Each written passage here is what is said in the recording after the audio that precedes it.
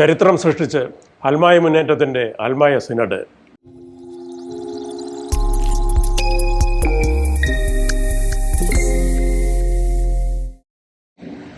പ്രിയപ്പെട്ടവരെ, ഈ മാസം 15, 16 തീയതികളിൽ എറണാകുളം റിന്യൂവൽ സെൻറ്ററിൽ അൽമായ മുന്നേറ്റത്തിൻ്റെ നേതൃത്വത്തിൽ അൽമായ സിനഡ് 2025 എന്ന പേരിൽ സിനഡാലിറ്റിയോടുകൂടിയ ഒരു സിനഡ് നടന്നിരിക്കുന്നു.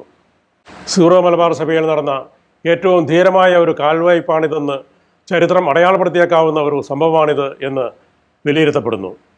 സീറോ മലബാർ സഭയിൽ എത്രയോ മുമ്പേ നമ്മുടെ മെത്രാന്മാർക്ക് തങ്ങളുടെ തന്നെ നേതൃത്വത്തിൽ നടത്താമായിരുന്ന അഥവാ നടത്തേണ്ടിയിരുന്ന സിനഡാലിറ്റിയോടുകൂടിയ ഒരു സിനഡ് നടത്താൻ അവസാനം എറണാകുളം അങ്കമാലി അതിരൂപതയിലെ അൽമായർ തന്നെ വേണ്ടി വന്നു എന്നത് ഒരു വിരോധാഭാസമാണ്, മെത്രാന്മാർക്ക് അപമാനകരവും.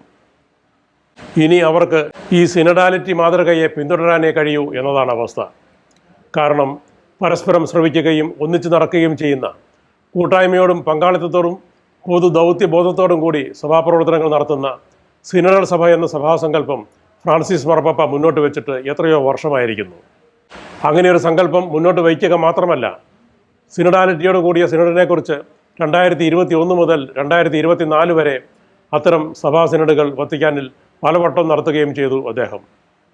അതിൻ്റെ ഭാഗമായി സാധാരണ വിശ്വാസികളുടെ വലിയ പങ്കാളിത്തത്തോടെ ഇംഗ്ലണ്ടിലും വെയിൽസിലും അയർലൻഡിലുമെല്ലാം 2021, 2022 വർഷങ്ങളിൽ രൂപതാതല സഭാ സിനഡുകളും 2022, 2023 വർഷങ്ങളിൽ യൂറോപ്പ്, അമേരിക്ക എന്നിങ്ങനെ ഭൂഖണ്ഡതലത്തിലും സിനഡാലിറ്റിയോട് കൂടിയ സഭാ സിനഡുകൾ നടന്നു.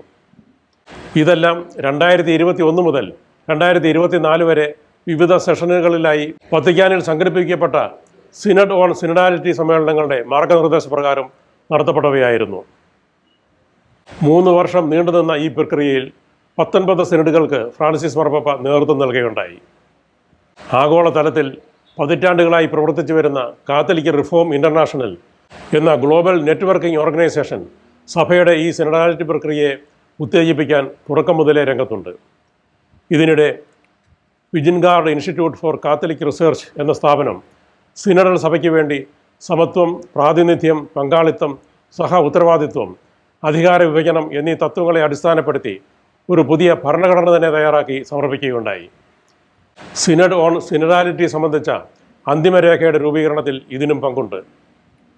ഇതെല്ലാം ഇവിടെ പറയുന്നത് എല്ലാവരും പരസ്പരം ശ്രവിക്കുകയും ഒന്നിച്ച് സഞ്ചരിക്കുകയും കൂട്ടായി ദൗത്യനിർവഹണം നടത്തുകയും ചെയ്യുന്ന ഒരു സഭയ്ക്കായുള്ള പരിശ്രമങ്ങൾ വത്തിക്കാനിലും പല ഭൂഖണ്ഡങ്ങളിലും അനേകം രൂപതകളിലും പല വിധത്തിൽ മുന്നേറുമ്പോഴും സീറോ മലബാർ സഭയിൽ ഈ വിധത്തിൽ ഒരു ചലനവും കാണുന്നില്ല എന്ന വസ്തുത എടുത്തു കാണിക്കാനാണ്. സിനഡാലിറ്റിയെക്കുറിച്ച് വത്തിക്കാനിൽ നടന്ന സിനഡുകളിലൊക്കെ പങ്കെടുത്ത നമ്മുടെ മെത്രാന്മാർ അങ്ങനെ ഒരു പ്രക്രിയ എവിടെയെങ്കിലും നടക്കുന്നതായി ഭാവിക്കുക പോലും ചെയ്യുന്നില്ല എന്നത് അത്ഭുതകരമാണ്. പ്രശ്നങ്ങൾ കുന്നുകൂടുമ്പോഴും അതിൽ കിടന്ന് നട്ടം തിരിയുമ്പോഴുമെല്ലാം ഒന്നും സംഭവിക്കാത്തതുപോലെ 50 അല്ലെങ്കിൽ 60 മെത്രാന്മാർ സിനഡ് എന്നും പറഞ്ഞ് മാർത്തോമാ കുന്നിൽ ഏതാനും ദിവസങ്ങൾ അടയിരിക്കുകയും ഏകപക്ഷീയമായി രൂപം കൊടുത്ത ചില തീരുമാനങ്ങൾ പ്രഖ്യാപിക്കുകയും അതെല്ലാം അനുസരിക്കണമെന്ന് പ്രജകളോടെന്ന പോലെ കൽപ്പിക്കുകയുമാണ് ചെയ്തുകൊണ്ടിരിക്കുന്നത്. വിശ്വാസികളുടെ കൂട്ടായ്മയായ സഭയെ അല്പം പോലും ശ്രവിക്കാൻ തയ്യാറാകാതെ ഇതെല്ലാം ഇവിടെ പറയുന്നത് എല്ലാവരും പരസ്പരം ശ്രവിക്കുകയും ഒന്നിച്ച് സഞ്ചരിക്കുകയും കൂട്ടായി ദൗത്യനിർവഹണം നടത്തുകയും ചെയ്യുന്ന ഒരു സഭയ്ക്കായുള്ള പരിശ്രമങ്ങൾ വത്തിക്കാനിലും പല ഭൂഖണ്ഡങ്ങളിലും അനേകം രൂപതകളിലും പല വിധത്തിൽ മുന്നേറുമ്പോഴും സീറോ മലബാർ സഭയിൽ ഈ വിധത്തിൽ ഒരു ചലനവും കാണുന്നില്ല എന്ന വസ്തുത എടുത്തു കാണിക്കാനാണ്. വത്തിക്കാനിൽ സിനഡാലിറ്റിയെക്കുറിച്ച് നടന്ന സിനഡുകളിലൊക്കെ പങ്കെടുത്ത നമ്മുടെ മെത്രാന്മാർ അങ്ങനെയൊരു പ്രക്രിയ എവിടെയെങ്കിലും നടക്കുന്നതായി ഭാവിക്കുക പോലും ചെയ്യുന്നില്ല എന്നത് അത്ഭുതകരമാണ്. പ്രശ്നങ്ങൾ കുന്നുകൂടുമ്പോഴും അതിൽ കിടന്ന് നട്ടം തിരിയുമ്പോഴുമെല്ലാം ഒന്നും സംഭവിക്കാത്തതുപോലെ 50 അല്ലെങ്കിൽ 60 മെത്രാന്മാർ സിനഡ് എന്നും പറഞ്ഞ് മാർത്തോമാ കുന്നിൽ ഏതാനും ദിവസങ്ങൾ അടയിരിക്കുകയും ഏകപക്ഷീയമായി രൂപം കൊടുത്ത ചില തീരുമാനങ്ങൾ പ്രഖ്യാപിക്കുകയും അതെല്ലാം അനുസരിക്കണമെന്ന് പ്രജകളോടെന്ന പോലെ കൽപ്പിക്കുകയുമാണ് ചെയ്തുകൊണ്ടിരിക്കുന്നത്. വിശ്വാസികളുടെ കൂട്ടായ്മയായ സഭയെ അല്പം പോലും ശ്രമിക്കാൻ തയ്യാറാകാതെ സഭാവിരുദ്ധമായി അടിച്ചേൽപ്പിക്കപ്പെടുന്ന ഈ കൽപ്പനകൾ അനുസരിക്കാൻ തയ്യാറാവാത്ത ആദർശ ധീരരെ വിമതർ എന്ന് മുദ്രകുത്തി ഒറ്റപ്പെടുത്താൻ ശ്രമിക്കുകയും ചെയ്യുന്നു അവർ. ഈ ഒറ്റപ്പെടുത്തൽ ശ്രമത്തിൽ വിശ്വാസി സമൂഹത്തിൽ ഭിന്നതകളും വിടവുകളും രൂപപ്പെടുകയും ആ വിടവുകളിൽ വേരാഴ്ത്തി നിന്ന് മെത്രാന്മാർ തങ്ങളുടെ അധികാരഭരണം തുടരുകയും ചെയ്യുന്ന കാഴ്ചയാണ് ഇപ്പോൾ നാം കണ്ടുകൊണ്ടിരിക്കുന്നത്. ഫ്രാൻസിസ് മാർപ്പാപ്പ സിനഡ് സഭ എന്ന സങ്കല്പം മുന്നോട്ട് വയ്ക്കുന്നതിന് മുമ്പ് തന്നെ ഈ ഭിന്നിപ്പിച്ച് ഭരിക്കൽ സമ്പ്രദായത്തിനെതിരെ, അതായത് മെത്രാൻ മാത്ര സിനഡ് സമ്പ്രദായത്തിനെതിരെ സീറോ മലബാർ സഭയിലെ ചിന്തിക്കുന്ന ജനവിഭാഗങ്ങൾ പല നീക്കങ്ങളും നടത്തിയിട്ടുണ്ട് എന്നത് നമുക്കെല്ലാം അഭിമാനകരമായ കാര്യമാണ്. അതുകൊണ്ട് വളരെ വിജയകരമായി ഇപ്പോൾ നടത്തപ്പെട്ട അൽമായ സിനഡിനെ കുറിച്ച് പറയുമ്പോൾ ഈ ആശയത്തിന് വേണ്ടി മുമ്പ് നടത്തപ്പെട്ടിട്ടുള്ള ചില പ്രവർത്തനങ്ങളെ പറ്റി കൂടി ഓർത്തു പോകുന്നത് പ്രസക്തമാണ് എന്ന് തോന്നുന്നു. കാരണം അൽമായ സിനഡ് എന്ന ആശയവുമായി ബന്ധപ്പെട്ട് മുമ്പ് നടന്ന ഓരോ പരിപാടിയുടെയും ഊർജം കൂടി എറണാകുളത്ത് നടത്തപ്പെട്ട അൽമായ സിനഡിന് പകർന്നു കിട്ടിയിട്ടുണ്ട് എന്ന് ഞാൻ വിശ്വസിക്കുന്നു. 2014 ഫെബ്രുവരി 5 മുതൽ 12 വരെ പാലായിൽ വൻ സന്നാഹങ്ങളോടെ അഖില ഭാരത കത്തോലിക്ക മെത്രാൻ സിനഡ് അഥവാ CBCI സമ്മേളനം നടന്ന പശ്ചാത്തലത്തിലാണ് അൽമായരെ പൂർണ്ണമായി ഒഴിവാക്കിക്കൊണ്ട് നടത്തപ്പെടുന്ന ഇത്തരം മെത്രാൻ മാത്ര സിനഡുകൾക്ക് ബദലായി അൽമായരുടെ നേതൃത്വത്തിൽ സഭാ സിനഡുകൾ നടത്തിയേ തീരൂ എന്ന ശക്തമായ ചിന്ത കേരളത്തിലെ പല സഭാ നവീകരണ പ്രസ്ഥാനങ്ങൾക്കും ഒന്നിച്ചു തോന്നിയത്. അതിൽ ആദ്യത്തേത് 2014 ഫെബ്രുവരി 2 അതായത് പാലായിലെ CBCI സമ്മേളനത്തിന് തൊട്ടു മുമ്പ് ജോയിൻ്റ് ക്രിസ്ത്യൻ കൗൺസിൽ അഥവാ JCC നേതൃത്വം കൊടുത്ത് എറണാകുളത്ത് നടത്തിയ ജനകീയ സിനഡായിരുന്നു. JCC പ്രസിഡന്റ് ശ്രീ ലാലൻ തരകൻ്റെ അധ്യക്ഷതയിൽ കേരളത്തിലെ വിവിധ സ്വതന്ത്ര ക്രൈസ്തവ സംഘടനകളുടെ പങ്കാളിത്തത്തോടെ നടന്ന ഈ ജനകീയ സിനഡ് പാലായിൽ നടത്തുന്ന എപ്പിസ്കോപ്പൽ എന്ന് വിശേഷിപ്പിക്കപ്പെടുന്ന സിനഡ് കാനോൻ നിയമപ്രകാരം പോലും അസാധുവാണെന്നും വൈദികരെയും സന്യസ്തരെയും അൽമായരെയും കൂടി ആനുപാതികമായി ഉൾക്കൊള്ളിച്ചാൽ മാത്രമേ സഭാ സിനഡ് പൂർത്തിയാവുകയുള്ളൂ എന്നും പ്രഖ്യാപിക്കുകയുണ്ടായി.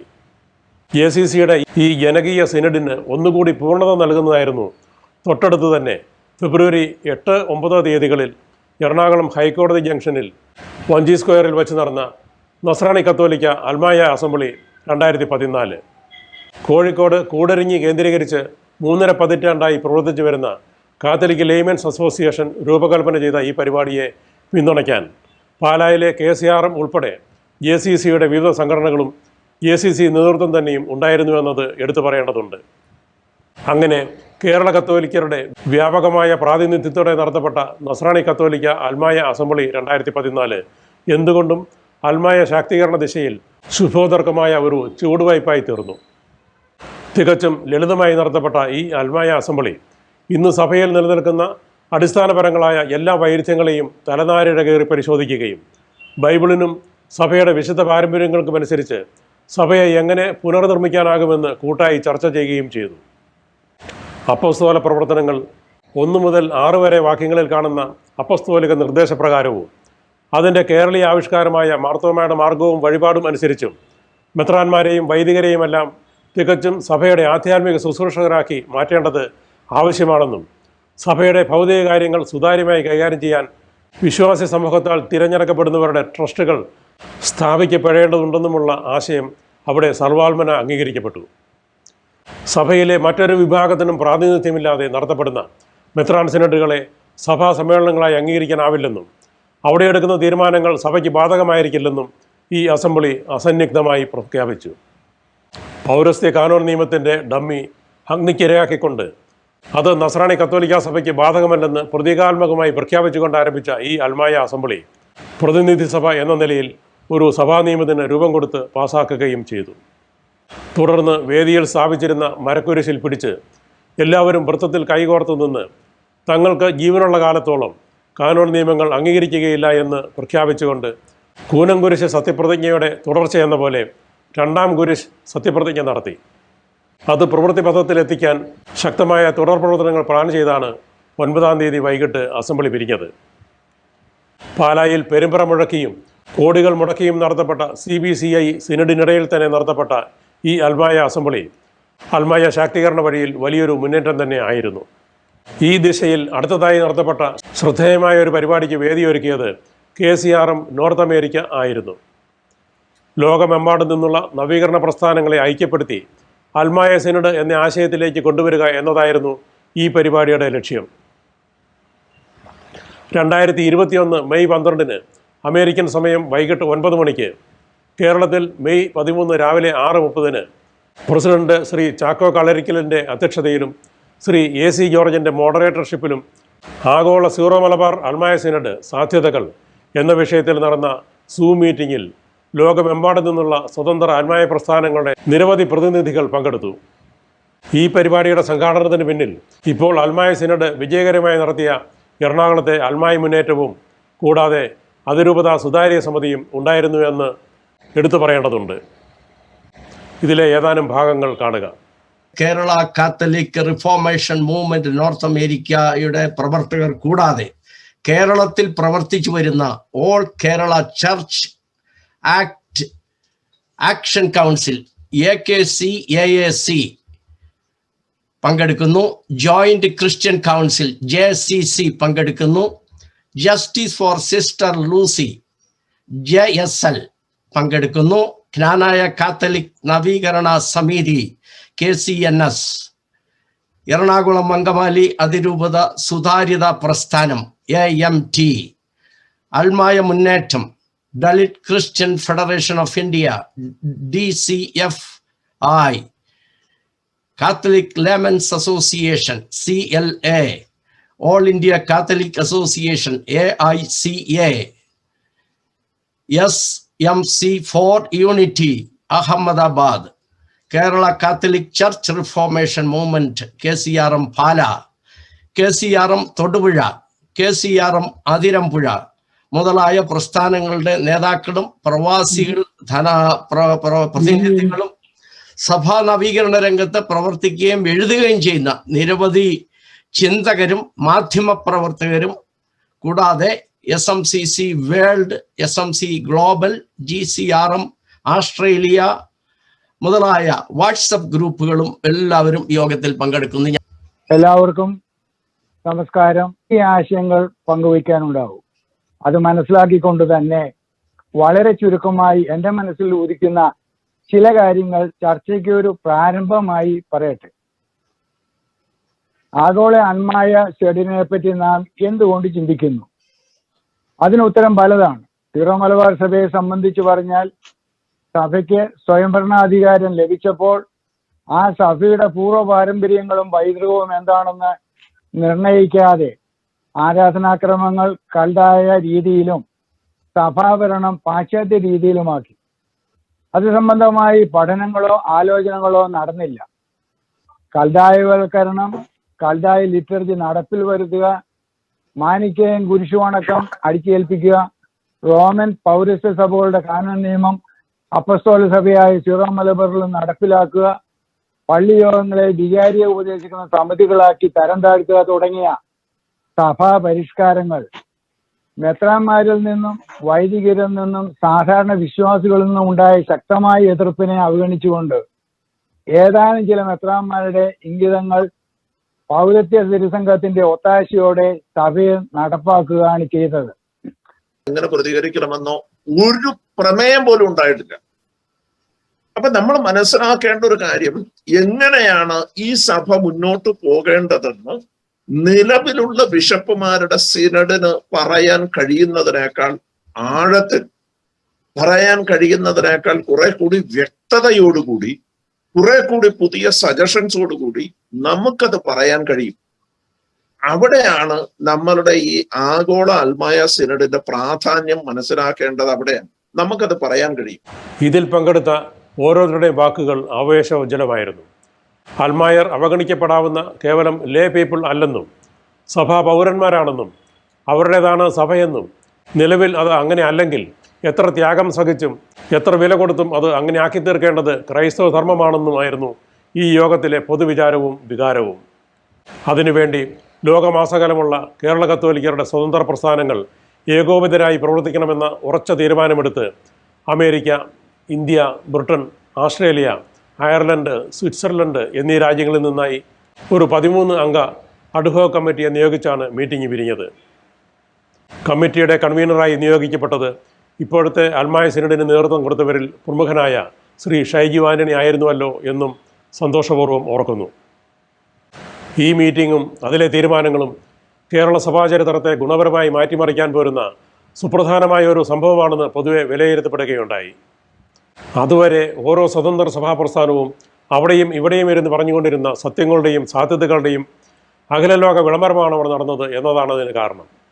മാത്രമല്ല, ആധ്യാത്മിക ആചാര്യന്മാരാകാൻ ഭൗതിക തൃഷ്ണകൾ തീർത്തും ഉപേക്ഷിച്ചതായി ഭാവിച്ചുകൊണ്ട് ശുശ്രൂഷ പൗരോഹിത്യത്തിൻ്റെ വേഷമണിഞ്ഞ് സഭയിലെത്തിയ 0.1% മാത്രം വരുന്ന പുരോഹിതർ ബാക്കി 99.9% വരുന്ന രാജകീയ പുരോഹിതഗണമായ സഭാപൗരന്മാരുടെ മേൽ രാജകീയ ഭരണം അടിച്ചേൽപ്പിക്കുന്നതിലെ യുക്തിഹീനതയെയും യേശുവിരുദ്ധതയെയും തിരുത്തിക്കുറിക്കുമെന്ന് ശപഥം ചെയ്തതും അതിനെ ഒരു ചരിത്ര സംഭവമാക്കുന്നുണ്ട്.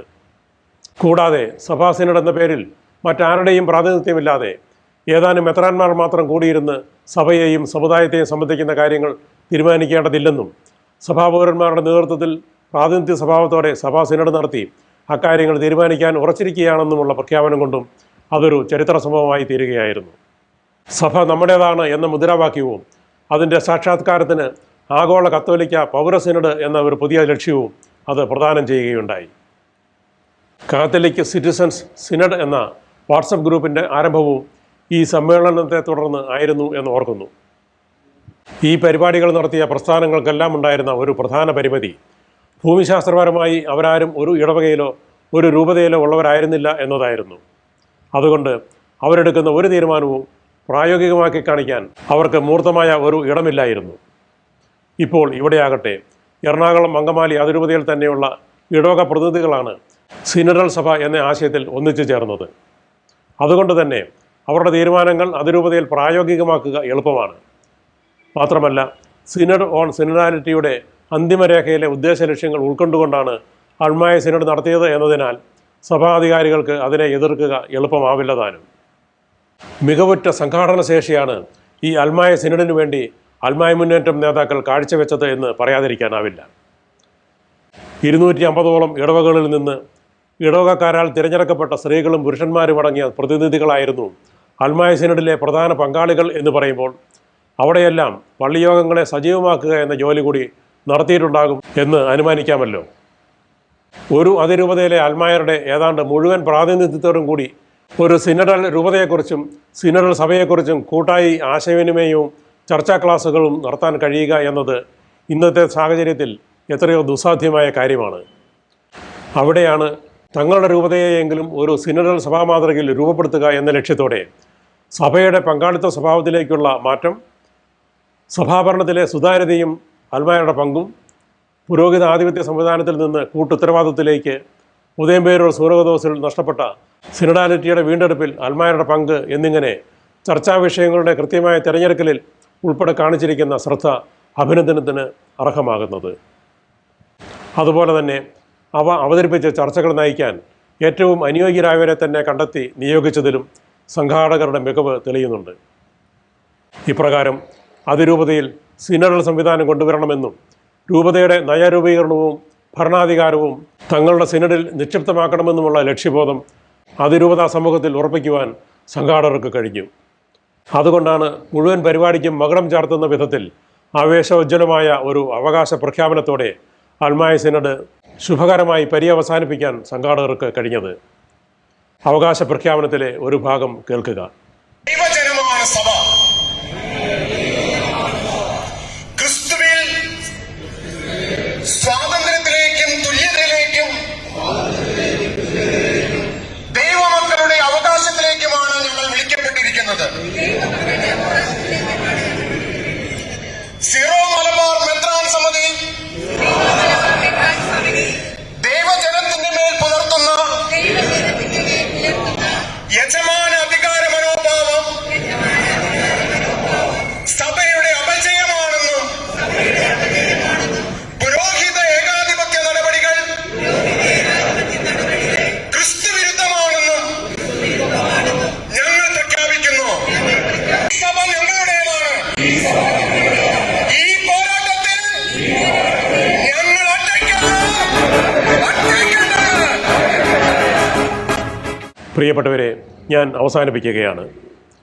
എറണാകുളം അങ്കമാലി അതിരൂപതയിൽ നടന്ന ഈ അൽമായ സിനഡ് കേരള സഭയുടെ ചരിത്രത്തിൽ ഒരു നാഴികക്കല്ലായിരിക്കും എന്ന് പറയാൻ ഞാൻ ധൈര്യപ്പെടുന്നു. ഇതിനെ തുടർന്നിനി അതിരൂപതയിൽ അൽമായ വൈദിക സിനഡും സ്വതന്ത്രനായ ഒരു രൂപതാമെത്രാനെ ലഭിക്കുന്ന മുറയ്ക്ക് സമ്പൂർണ്ണമായ അതിരൂപതാ സിനഡും നടക്കും എന്ന് ഞാൻ മുൻകൂട്ടി കാണുകയും അതിനായി ആശംസകൾ അർപ്പിക്കുകയും ചെയ്യുന്നു. അത്രയുമായാൽ തീർച്ചയായും സീറോ മലബാർ സമൂഹം ഉണരുകയും ഓരോ രൂപതയും തുടർന്ന് ഈ മൊത്തം സഭയും സിനഡാലിറ്റി മാതൃകയിൽ പുനഃസംഘടിപ്പിക്കപ്പെടുകയും ചെയ്യും എന്ന് ഉറപ്പാണ്. മറ്റൊരു രീതിയിൽ പറഞ്ഞാൽ കേരള സഭയുടെ പള്ളിയോഗ സഭാഭരണ പാരമ്പര്യം വീണ്ടെടുക്കപ്പെടും, കൂട്ടായ്മ ജനാധിപത്യ ക്രമം സഭയിൽ സ്ഥാപിതമാകും. അതോടെ ഇന്നത്തെ അൽമായർ ഉത്തരവാദിത്വങ്ങളും അവകാശങ്ങളുമുള്ള സഭാപൗരന്മാരായി തീരുകയും മെത്രാന്മാരുടെയും മെത്രാൻ സിനഡിൻ്റെയും സ്വേച്ഛാധിപത്യവും ഏകപക്ഷീയവുമായ നീതി നിഷേധങ്ങളും അവസാനിക്കുകയും ചെയ്യും. സഭ ദൈവരാജ്യത്തിലേക്ക് പദം വഹിക്കുന്ന വിശ്വാസികളുടെ സ്നേഹ കൂട്ടായ്മകളാകും. അന്ന് പുറകോട്ട് നോക്കുമ്പോൾ സഭയെ ശോഭനമായ ഈ പരിണാമത്തിലേക്ക് നയിച്ച ഒരു പ്രധാന വഴിവിളക്കായി അൽമായ സിനഡ് 2025 ചരിത്രത്തിൽ പരിലസിക്കുന്നത് കാണാനാവുകയും ചെയ്യും. ഇത്രയും സമയം എന്നെ ശ്രവിച്ച എല്ലാവർക്കും നന്ദി.